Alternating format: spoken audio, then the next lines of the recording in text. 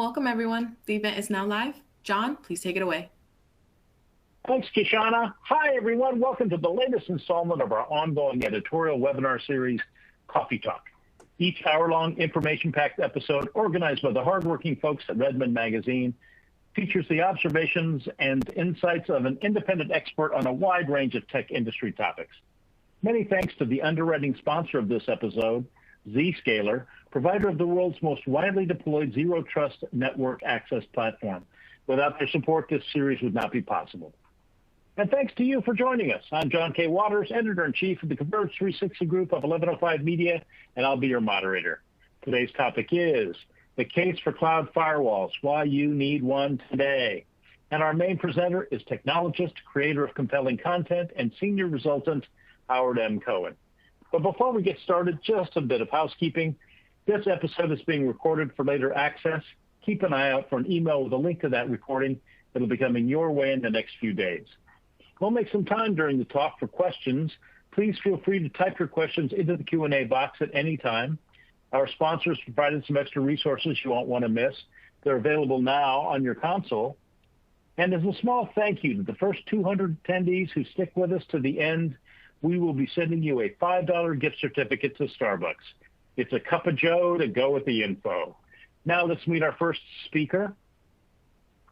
Howard M. Cohen, technologist, creative, compelling content, and senior resultant, has spent more than 40 years in the IT industry. During that time, he has held senior executive positions in many of the top channel partner organizations, and he currently writes for and about IT and the IT channel. He is a sought-after speaker, an insightful observer of the technology landscape, and one of our favorite presenters. You're in for a great session. Take it away, Howard. Thank you very much, John. Hello, everybody. Thanks for joining us today for this conversation about cloud firewalls, why you want one now. As John said, I am a creator of compelling content. If you'd like to sample that content, scan the QR code at the bottom or go to the Business Technologist Journal on Substack. Okay, let's get started. Those of you who have been with me before know that I always like to start each presentation with a word of the day. Today's word is a little bit unusual, and I am positive that none of you have guessed it. That word is mother. Now, obviously, this old bearded gentleman is not anybody's mother. As a matter of fact, that happens to be Plato. Amongst many other things that Plato taught us, he taught us that necessity is the mother of invention. Necessity is the mother of invention. One of my favorite sayings. Okay, so necessity being the mother of invention, how does that apply to cloud firewalls? Let's take a look. So on a given day, the world was spinning happily around, and all of a sudden, out of nowhere, something hit. And what it was a global pandemic. Did I mention that this day was March 20th, 2020? Yes, the global pandemic, the COVID-19 novel coronavirus hit us and basically brought the entire world to a stop. Everybody had to stop working. Everybody was instructed to go home, get away from each other so that you don't keep on infecting each other and the virus doesn't have a chance to spread any further. Problem, of course, was that sending everybody home didn't mean we could all just stop doing business. Commerce had to continue. And so we had to find a way to enable everybody to work from home. This gave rise to a global digital transformation that we underwent at that time. And we actually underwent that global digital transformation instantly.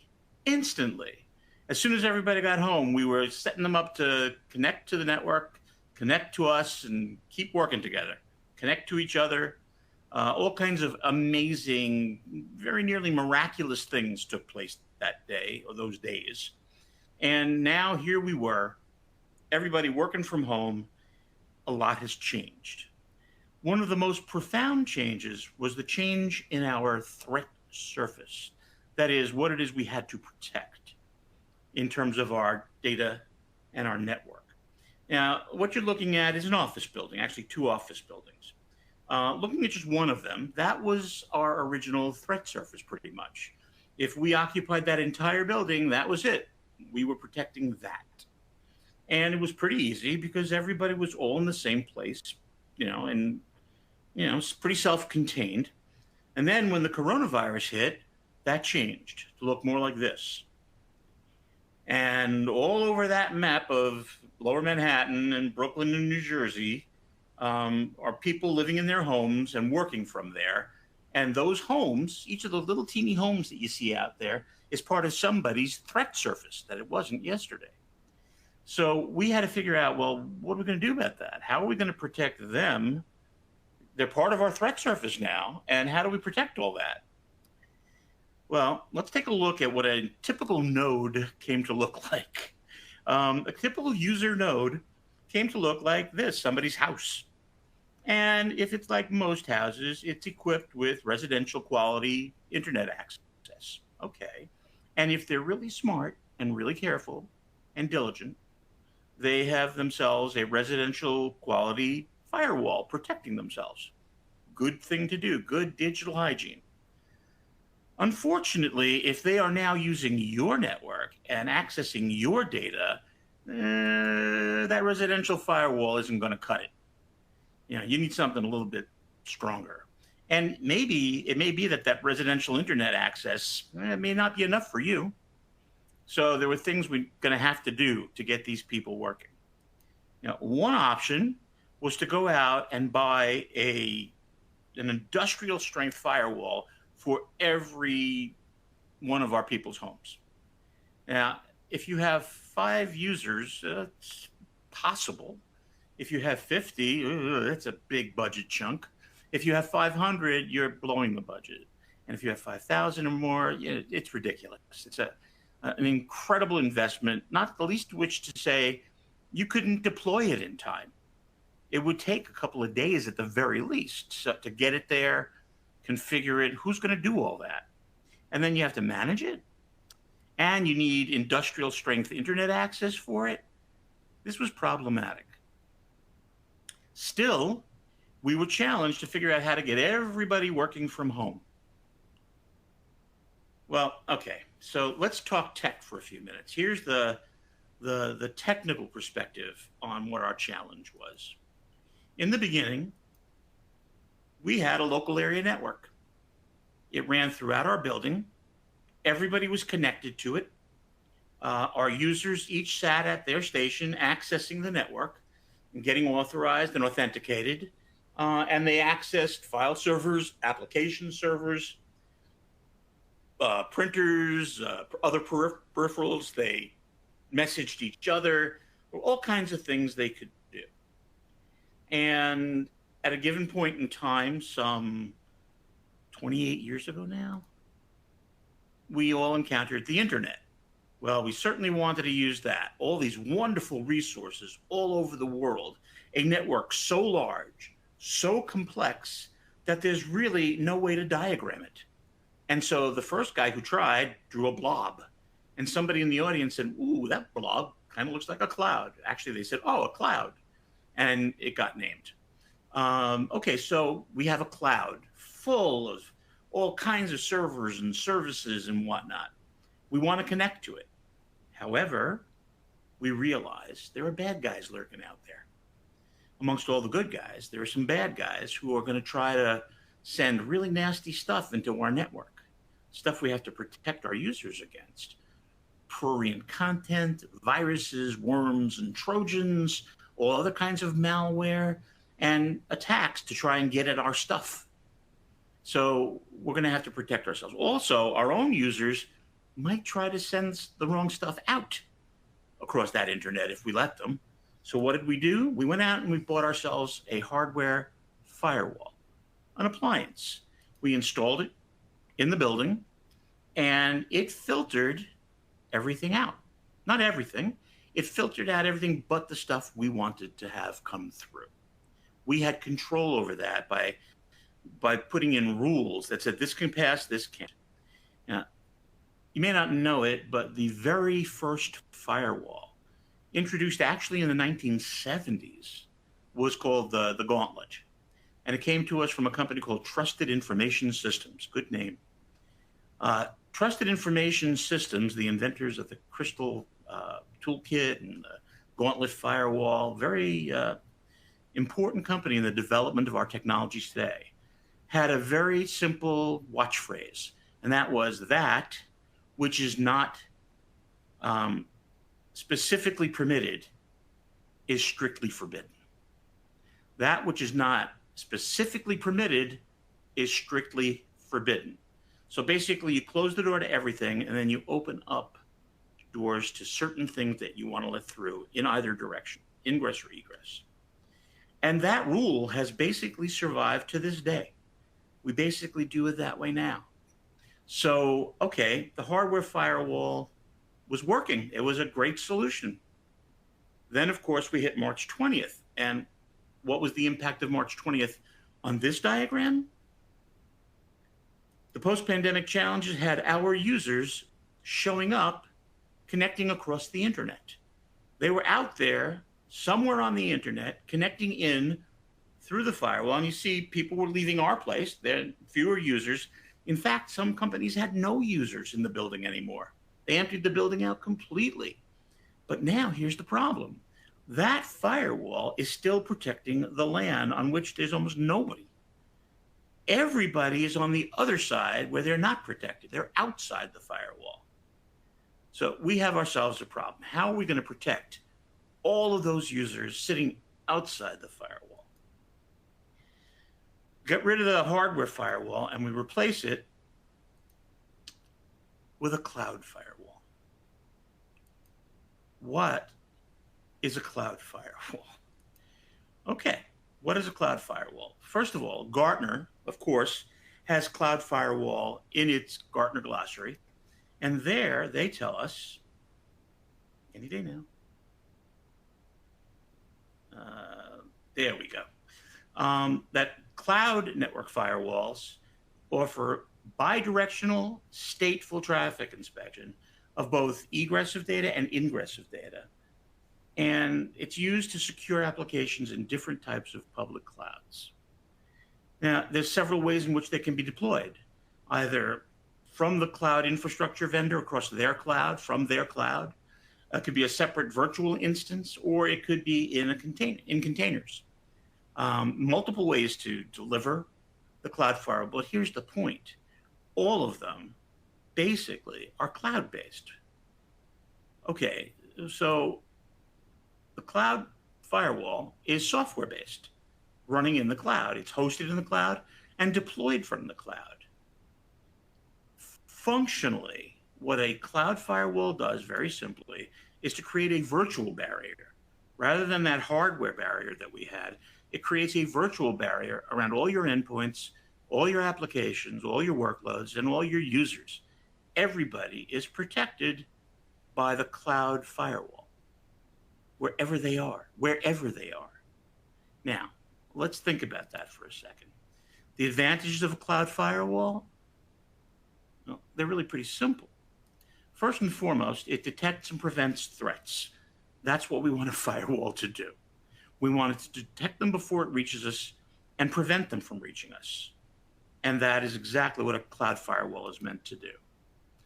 It protects, mitigates, or completely stops anybody who's not authorized from accessing our private network across the internet.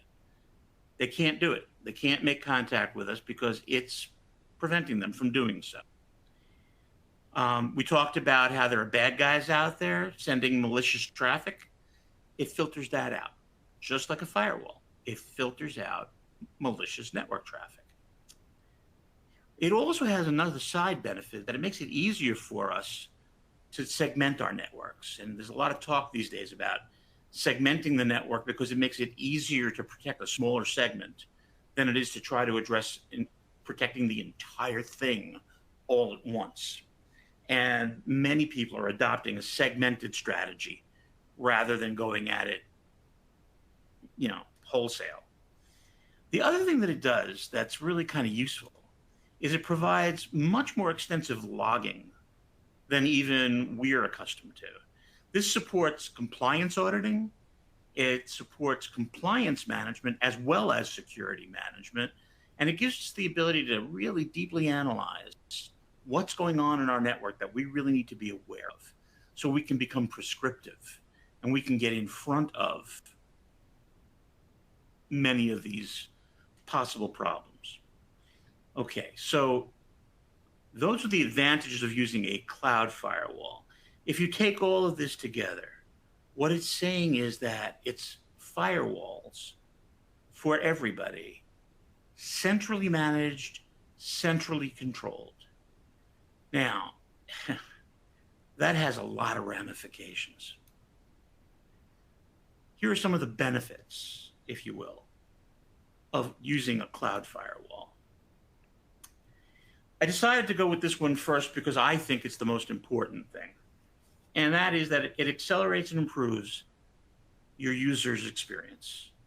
Because when you improve the user's experience, you are halfway there to improving your customers' experiences. Happy users, happy employees tend to generate much happier customers. Happier customers generate more revenue. It's all good news. So the first and foremost thing is that it accelerates and improves how the users work on the network. It lifts some of the burden from them. They don't have to worry about managing or administering a firewall. Nobody does. There is nobody who has to go running out to adjust their firewall. It's adjusted from your central control, which is really the cloud provider's console. Okay.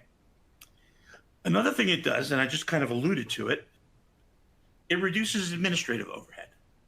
So rather than having somebody who has to go to every firewall, every console, one by one, and make changes, you're doing it once. You're doing it once on one console, and it impacts everybody who's protected by that cloud firewall. Now, think of this for a moment. Instead of thinking about it in the context of remote users sent home by the COVID pandemic, think of this in terms of branch offices.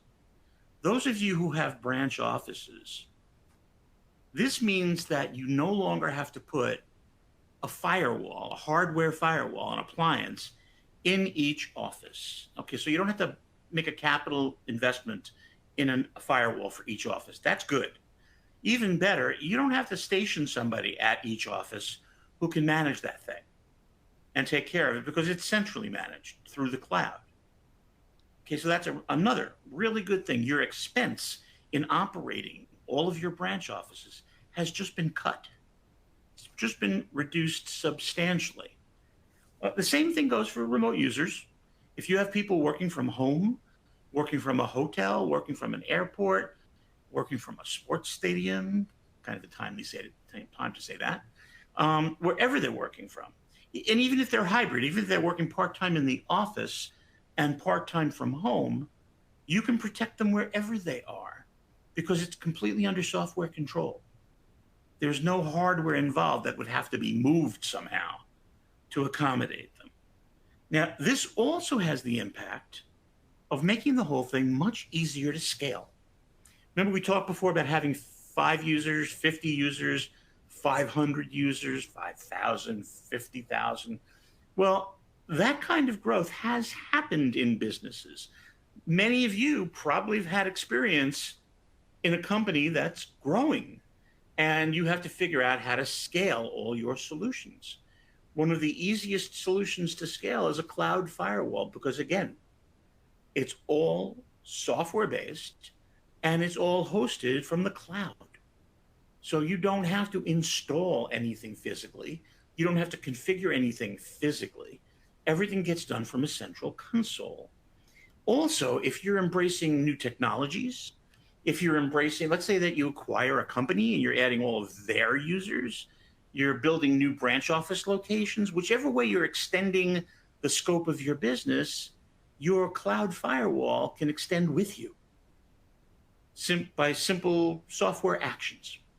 So that's a powerful, powerful new functionality that's a benefit of using cloud firewalls.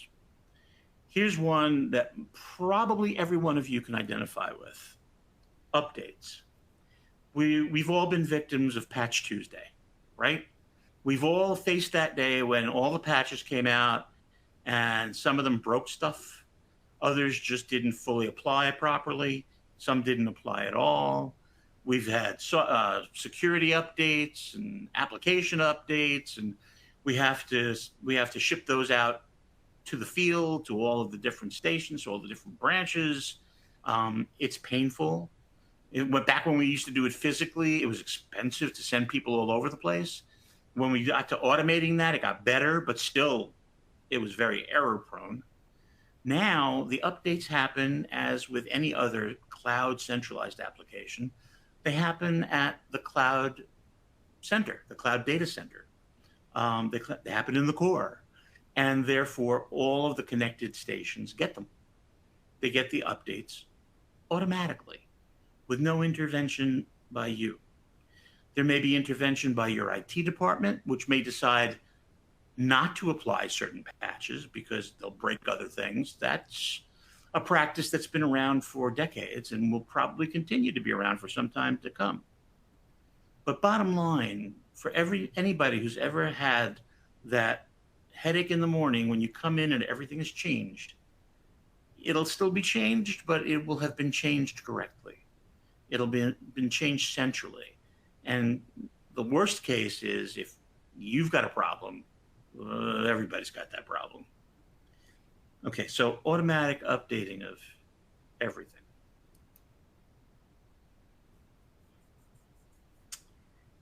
This, when you come down to it, has to improve your overall security posture.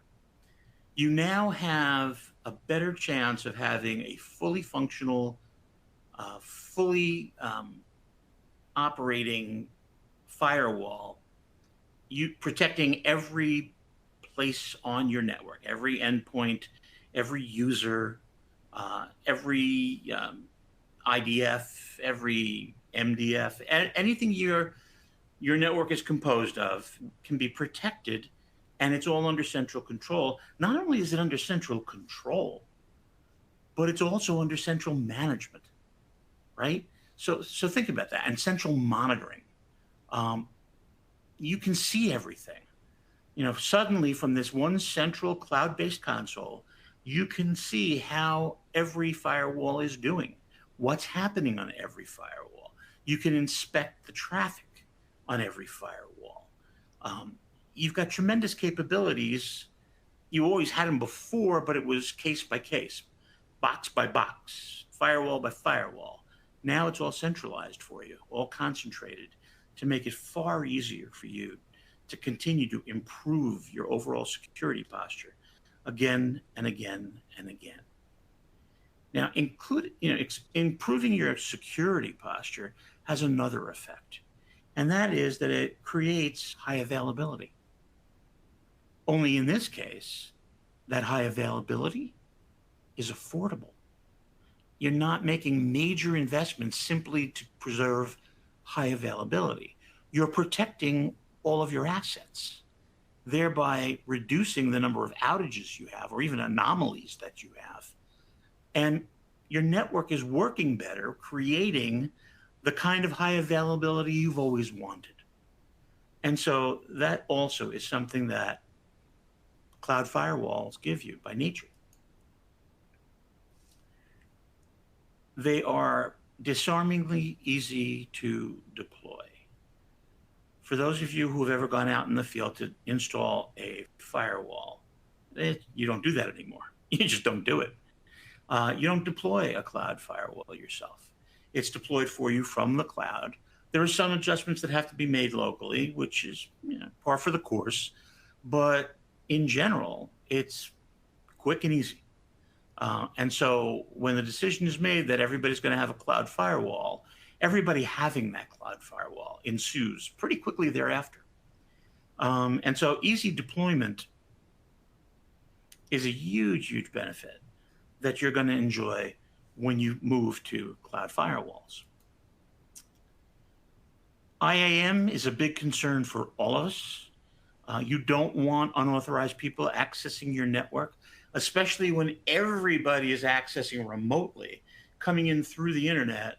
You don't want somebody who's not supposed to be there finding their way through. You want to make sure you can stop them.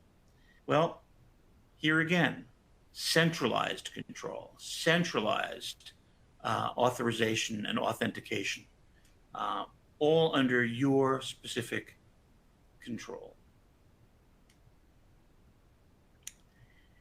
One of the challenges that has been posed to me in questions before has been about the initial move. Nowadays, if we're moving users from the office out to home like everybody else, or if we do have hybrid users going back and forth, how difficult is it to migrate them? It's not. Of course, we did it. We did millions of users in a day. So we've proven that it's not. But most IT managers will acknowledge to you that when we did it that fast, none of us could assure adequate security. Forget superior security, even adequate security. We rushed. No question we rushed. And so now when we're moving people out, we want to make sure we do so safely. We want to make sure that we move them out with everything under control. And of course, a cloud firewall facilitates that. Makes it easy for us to provide truly substantial security, even when we're migrating people from one place to another. So another benefit of cloud firewalls is protection during migration. And then finally, because there's no more room on the slide, what you're getting in the overall, the big benefit of moving to a cloud firewall is that not only do you enhance your remote security and actually your core security, not only do you enhance all your security, but you also enhance your ability to manage performance because you can see so much more and you have so much more centralized control than you've ever had before. Cloud firewall will deliver benefits way beyond security for a good long time to come. And that's why I say that, whether you have people still in the office, people working from home, people bouncing back and forth, people traveling the world, wherever they are, a cloud firewall gives you the ability, think of it that way, it gives you the ability to make sure that everybody is well protected. Hopefully this has been informative and helpful to you. Right now, I'd like to turn back to my friend John and see if there have been any questions. You bet, Howard. We do have some questions. I want to remind everyone that you can type your questions into the Q&A box at any time. We'll do our best to get to all of them. Let's start with this question from Shauna, who's wondering, Howard, can a cloud firewall protect data on premises? Yes. Yes. It would be kind of clunky to have a whole other security schema for your on-prem. So yes, you can extend your cloud firewall to everything that's on your premises. Okay. Here's one from Colin who's wondering, is the cloud firewall provided by the cloud provider as a SaaS offering? It can be. That is one of the delivery methods Gartner specified, for example. It is also something you can implement yourself and you can control. It may be that you don't like Amazon's cloud firewall or Google's cloud or Azure's cloud firewall. You may prefer one of your own. I can think of some people who would agree with you. We may be hearing from some of them soon. Yeah, you absolutely have that choice, but it's always delivered as SaaS. It's always delivered from the cloud. Okay. This attendee is wondering, is this SASE Secure Access Service Edge or Zero Trust? And the answer is kind of yes for both and kind of no for both. Every time I see SASE, I think of self-addressed stamped envelope. And that's just because I'm a writer. We always have to include one of those to send stuff back to us. But secure access service edge and zero trust are strategies. They're both strategies. And indeed, firewall as a service, FWAAS, or next generation firewall, NGFW, those are all cloud firewalls. And they are all components of both a secure access service edge strategy as well as the zero trust strategy. So they're in there for sure. Okay. Neil was wondering, how does the licensing work?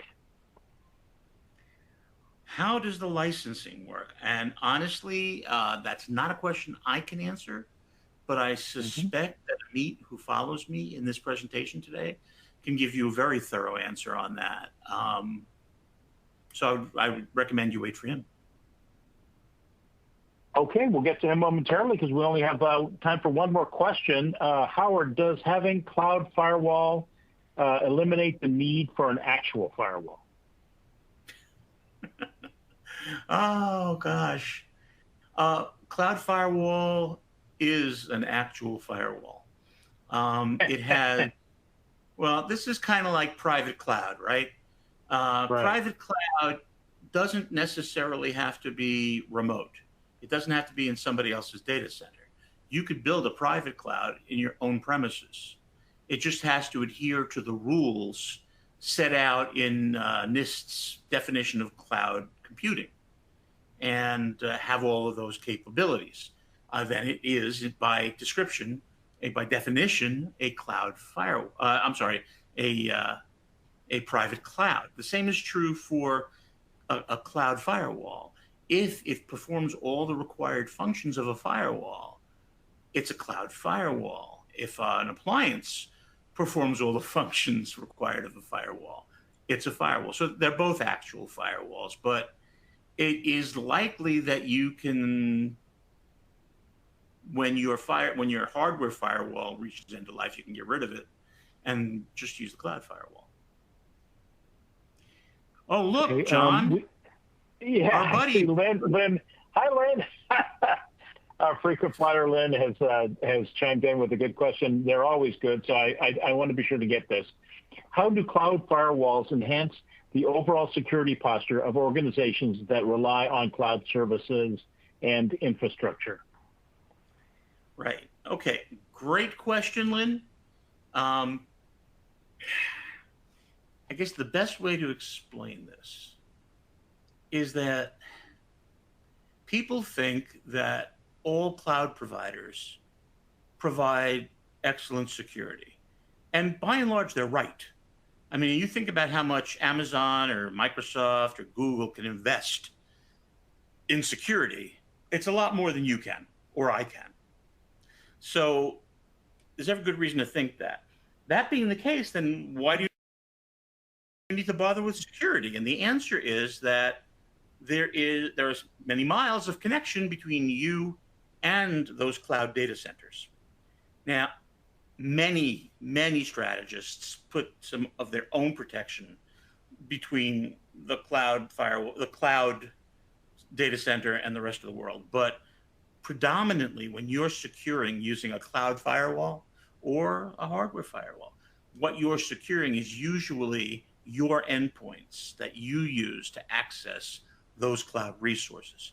You spend a lot more time and effort and money securing that. And it doesn't really matter if your servers are in your data center or somebody else's data center. It works exactly the same way. Okay, Howard, thank you so much. That's all the time we have for questions for Howard. Now I'd like to introduce our guest speaker, Amit Naik, Director of Product Marketing at Zscaler. Amit is an industry expert with more than 20 years of experience in cybersecurity and enterprise network transformation. During his career, he has advised a wide range of global enterprises and service providers on network architecture, cybersecurity best practices, and cloud transformation. You're in for a great session. Take it away, Amit. Thank you, John. and thanks, Howard, for that really informative summary of how things have changed in the past few years. And users have left the building, applications are in the cloud, and how we need to start thinking about firewalls differently. And but more fundamentally also kind of what are the benefits, what are some of the drivers and pain points, etc. So I want to start off with sort of this picture, right? We've all been, those of us who've been in the industry for some time, right? We've all kind of grown up in this appliance-centric world, and getting security out to your sites, to your data centers, to your users, there's a lot of steps involved. You have to, first of all, buy the thing that is going to secure you, presumably a physical firewall. You have to stage it somewhere to make sure it has the right software version. Then you have to ship it to where it needs to go. You have to install it, physically install it, plug it in, power it up. And then you have to manage it, right? And that's not easy either. Howard, you alluded to that in your session. You need to make sure that it is up to date on all the latest patches. There's always zero-day vulnerabilities popping up around every day, right? And there's just a big one with a big vendor that came up this week that is still out there in the wild, right? And all of this is just a lot of overhead in terms of managing. And we used to do this in the application world with servers. And then we decided as an industry, this is a bad thing, right? This is not how we should be building applications. And we significantly increased our velocity on how quickly we can turn up apps for a business and an improved business agility. So why can't we do the same for security, right? What if there was a way, if you could go into a console, click a checkbox, or turn a slider and turn on Cloud Firewall, right? And it's available to you just as a service. That's kind of the essence of Cloud Firewall and the world where we're moving towards, right? Now, before I jump into kind of a little more detail about Cloud Firewall itself from Zscaler and what we do, I want to just step back a little bit and think about what is it that a firewall is trying to do, right? It's trying to protect us against cyber threats. And in the simplified world that Howard talked about, where all the users were on the LAN, all the apps were in the data center, and then you had the internet, which was sort of the big bad thing, the firewall model, the perimeter model kind of made sense, where you had a very clear boundary, right, between sort of the safe and the unsafe, the managed and the unmanaged. But that line has dissolved. That line is dissolved completely in the cloud era, because the users are now no longer in the building, right? And we hear this repeatedly where people working from home, they have a great experience using all their SaaS applications. They come into the office and everything slows down. This happens over and over again in many organizations, right? I'm sure many of you have heard these kind of scenarios from your users and your power users in your organizations. So that perimeter-based model is really blurred. And we need to think about cyber threat protection differently, right? We need to think about it in terms of the kill chain and what are the different steps we need to protect. So firewall is a big part of it, but one of the biggest things with cyber threat protection is you got to think about attack surface, right? And what does that mean? What do I mean by attack surface? Attack surface is anything in your organization that is exposed to the internet. That is potentially an IP endpoint or a web service or an RDP port that you've left open because you want to come in and remote manage something in your organization, or a VNC port or an SSH backdoor, anything that you've intentionally left open for remote management. That's your attack surface, right? And as many of you know, attackers are constantly scanning the internet for these services. There's databases of these that you can go query at any time. That attackers can find out what you have out on the internet, right? So by using a technology like the Zscaler Zero Trust Exchange, which is basically fundamentally kind of helping connect all of these different bits together, whether it's users, devices, sites, clouds, applications, data centers, Zero Trust Exchange is helping combine it together. But it does it in a way that you don't have to expose anything to the internet. So right away, so for example, if I have a web service that I need to remote manage some systems in my environment, I don't have to expose that to the internet. The Zero Trust Exchange knows about it, discovers it, allows access to it based on context and policy. And it's not available to anybody on the internet. That's about minimizing attack surface. The other big point is preventing compromise. So once attackers find your attack surface, they start poking around and poking in and look for opportunities to compromise devices, systems on the network, and you're inside your environment. And this could be either by introducing malware, by sending phishing emails, by exploiting zero-day vulnerabilities. And this is where cloud firewall capabilities really come in handy. And I'm going to talk a little bit more in depth about it. Right? But if you can stop the attack at this stage, this stage, you can prevent the compromise. And this can solve a lot of problems that we're facing right now in the industry, right? Namely, big one is ransomware. This is how ransomware gets in and propagates. And the third part of this is lateral movement. We've, for the longest time, built these amazing things called networks, which are really good at connecting different elements to each other and letting them talk to each other, right? And 30 years ago, the problem was these things couldn't talk to each other. So we invented networking technology that made it easier for things to talk to each other. But now we're living in a world where maybe we want them to talk a little bit less, right? And that's, we've been trying out things like segmentation for a long time. So with the earliest firewalls that Howard mentioned, right, we had this concept of trust and untrust. Later firewalls kind of took that a step further and allowed you to create zones and segment traffic between them. But most zones are complex and hard to administer and manage, right? So most of us end up with relatively flat networks that allow anything to talk to anyone. And this is another big area where you can, using a cloud firewall, using a service like the Zero Trust Exchange, you can really eliminate that, because in the Zero Trust model, nothing is trusted, and you allow applications or users to talk to apps based on policy at that given point in time, based on who they are and where they're coming from. Right. So it's a very different way to think about it. You're kind of getting to lateral movement at the root of it, and stopping threats that way. So I want to talk a little bit in more detail about, well, we talked about attack surface minimization. Jump ahead. Yeah, so what do we mean by attack surface? Attack surface could be things like all of your public IPs, right? So let's say you have a site-to-site VPN, you have a public IP listening for incoming VPN connections. Let's say you have an identity compromise that could be exploited by an attacker. You have private applications, right, that are running on the web that are exposed to your customers, to your partners. You could have supplier portals that are exposed to third parties. This is all your attack surface.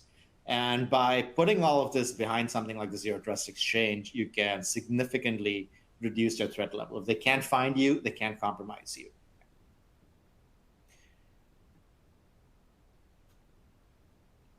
The next step is threat protection, preventing the compromise itself. So there's a couple different vectors that a lot of compromises come in. One is through a phishing attack, which is somebody sends you a link and the user clicks on the link. The user has no idea. They think that, hey, I'm just trying to make sure that my UPS package gets to me in time, or I'm trying to make sure that I'm paying this invoice in time. And you click on something, and it's usually socially engineered, targeted often, and that URL may introduce some malware into the organization, right? So how do you detect that? How do you know that?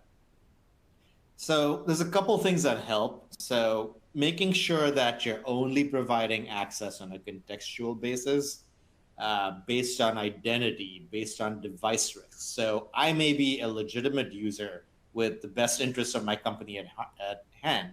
And I wake up one morning, go to my work computer, log in, click on a link in an email that happens to be malicious. I have no idea, right? I have no idea that the link is malicious. Also, I have no idea if there is some malware on my machine, right?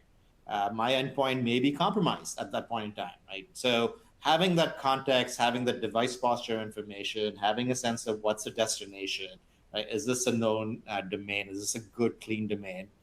Taking in intelligence from third parties like identity services like Okta, or endpoint services, endpoint EDR services like CrowdStrike.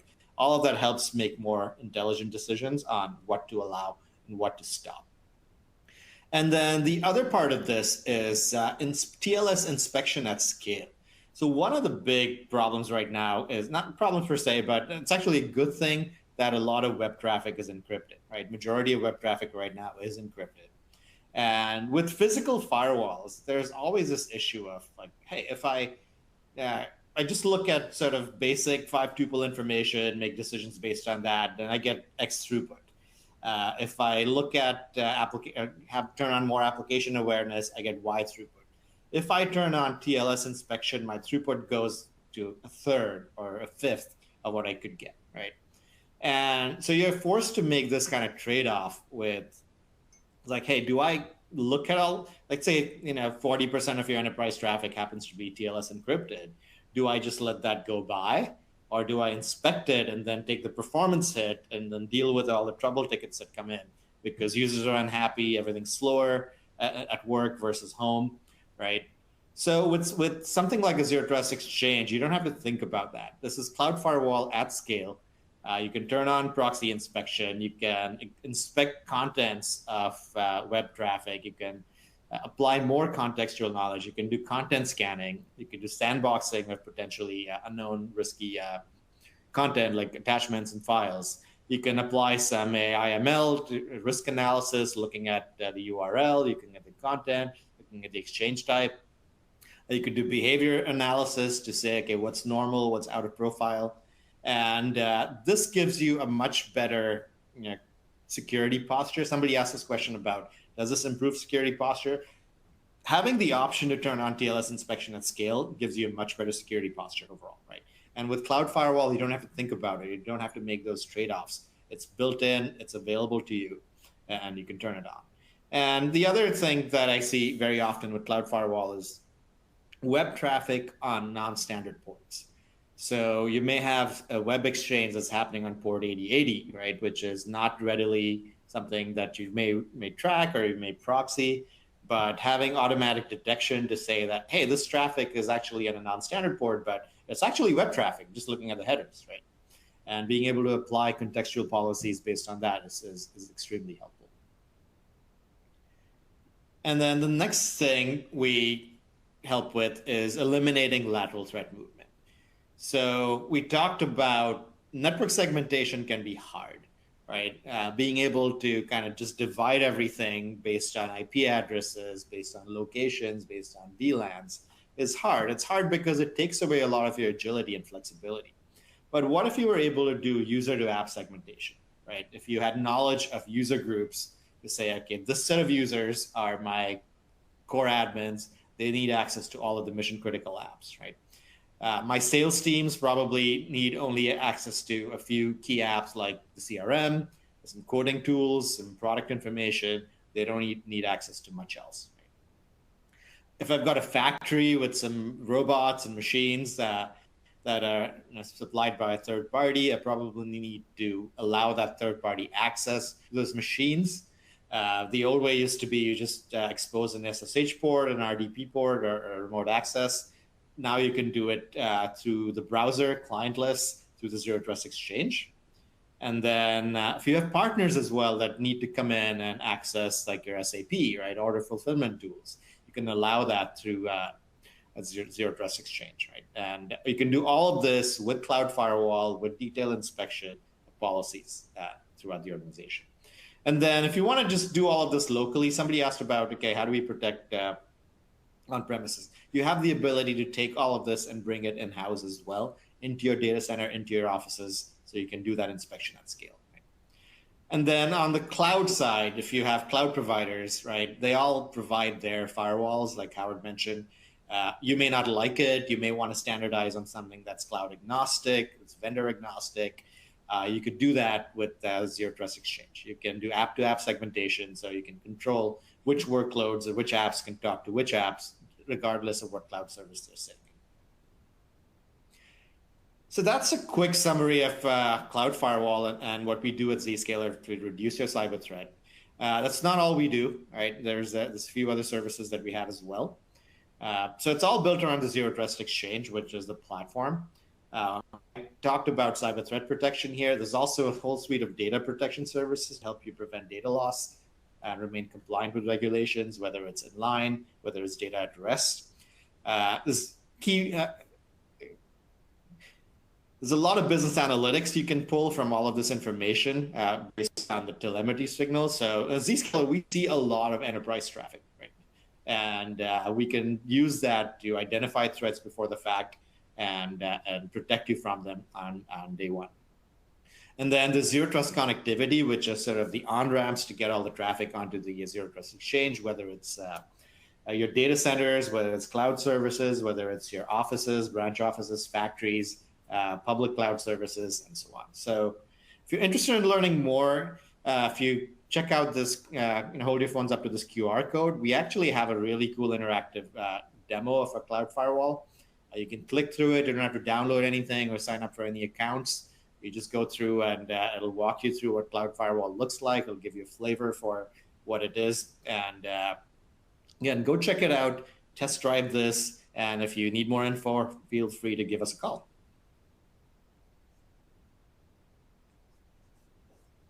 And with that, I think we have a few questions here coming in. John, I'll turn it over to you.